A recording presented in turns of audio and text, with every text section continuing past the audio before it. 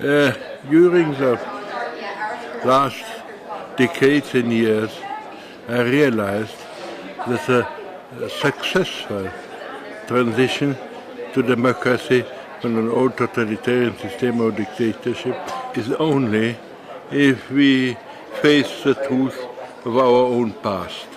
In Germany, they realized it, and that helped to turn Germany into a democratic state.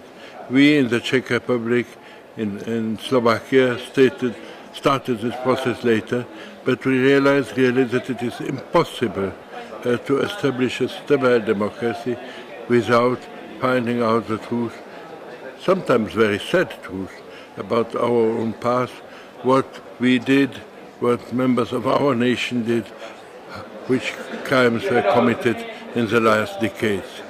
If you try to cover up, it always poisons the atmosphere in the society and worsens the development in the country.